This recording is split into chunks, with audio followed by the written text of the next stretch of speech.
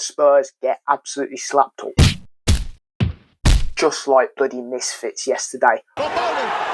Unbelievable stuff as they lose 1-0 in typical Spurs fashion from a bloody set piece. Now, you tell me, Ange, is your attacking football, as you said when you was advertising the FC, working against the big teams? Because it's not. And to be fair, Spurs did play very well. It was a bit like a scrap, just swinging with the bloody ropes, absolutely having carnage out there. And they pushed, they tried, but in the end, a man who they need at the time, their new super signing, Solanke, had a golden chance where the ball's gifted to him. You know, it's been scrappy. Let's just take it all the way back before we get there. Take a little rewind. And Spurs started better. Arsenal had their chances on the counter-attack, but Spurs, for the majority of it, controlled the game in the first half. Obviously, it was a bit feisty, like a North London derby is. But, as I said, the first major chance fell to Solanke. He had about 7 yards, and Saliba was able to catch him up. He took a few too many touches and absolutely bottled it. If that's that number 10 man who scored so many goals for your club, Harry Kane, who scored a hat-trick this weekend, I think he'd be knocking that away easy, and it'd be 1-0 Spurs. They had moments, they just couldn't find the right build-up. Now, Arsenal's defence is so good. Spurs just had to be a little bit more clinical, take their chances, play that little bit better, and they just didn't do that. Arsenal, in the end, I think it's a 50-50 game. They did deserve it because they did create some chances. Vicari had to make some saves. And I saw that little graphic on Sky Sports saying about the set pieces. Arsenal, obviously, we know what they are. They're set piece FC, set piece merchants. But they're very good at them. And that little coach, he's always on the bloody TV with his little microphone going, yes, put it in this way, put it in that way. He's done it again. And it was a brilliant corner from Saka. They had so many, and you just, right in front of the Arsenal fans, you felt like something was going to happen. And it did. Bang, Gabriel leaks the summon. Whoosh, straight in the neck. Well, he used his neck muscles, and that was what got on the goal. And Vicario, he's all of this, isn't he? He talks, makes loads of fucking shit with his hands, but realistically, he is a decent keeper. But when he makes mistakes, he tries to blame everyone else and just moans and acts like a wuss half the time. Very old-fashioned, that he's saying acting like a wuss. You're not allowed to say that now. Sorry, I'm banned. But I did think Spurs could have scored a goal. It was unfortunate for them. They pushed, made substitutions with Werner.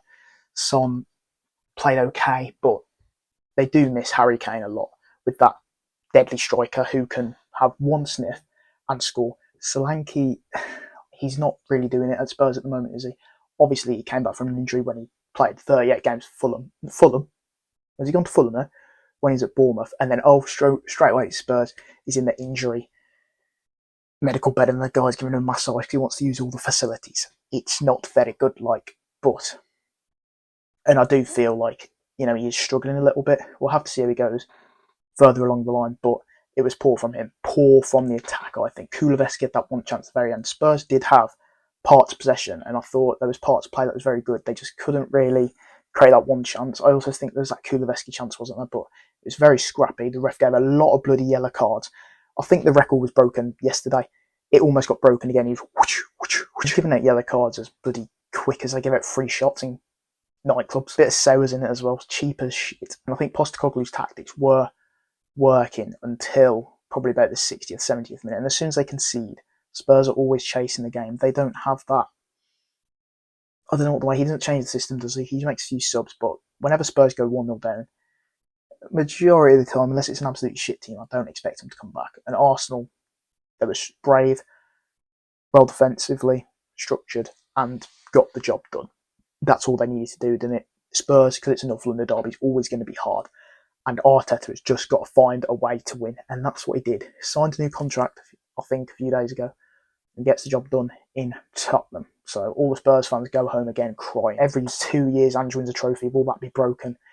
Like everything else been broken at Spurs because they can't win a trophy? I unfortunately think it will be.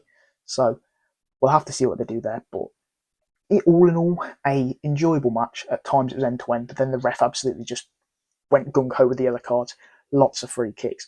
And in the end, it's one set piece that makes the headlines. And it's Gabriel, him and Saliba. I think Saliba, to start in the first half, struggled a little bit, but he found his feet and nullified Solanke in the end. It was a great game. We'll love to see what Spurs do, but they're still that team where You don't see them going for the title. They sometimes get in the top 4 and sometimes have these shit performances. Will they be able to fight for it again now that they're in the Europa League? Who knows, but a good game for a neutral, I'd say. Well done to Arsenal, went second after Liverpool somehow lost to Forest. I mean, everyone's hyping Slot up. I thought he was the next bloody Klopp. No, I'm joking. I thought he would beat Forest, though. And then they go and lose, but it's very tasty. Unfortunately, the league's a farmers' league at the moment. When you've got Haaland scoring 9 goals in 4 games, I think we have to now admit that it is a farmers' league because, what is it, Liverpool have won once to break the City domination, and Pep didn't win it in his first season. Boo-hoo. Like, I think because we're English, we go, oh, their league's like amazing. But you look at it, Arsenal have tried, Liverpool have tried, and City always come out on top. The only thing that will stop them is when Pep leaves and maybe Haaland leaves, but he's an absolute animal. Whenever they go 1-0 down, he switches it on, and I've never seen a goal scorer like him. He might not be the best technically gifted, but he can fucking score goals. So it's going to be interesting. Obviously, Arsenal do have City next. If they play like they do, then they could get a result. But whenever, I believe it's at home for City, so whenever Arsenal away, they always end up sitting in defensively, and it does work against like a Spurs here, but when City have the firepower, they always find a way to win, as I said. They'll hook it up for Haaland to header it in.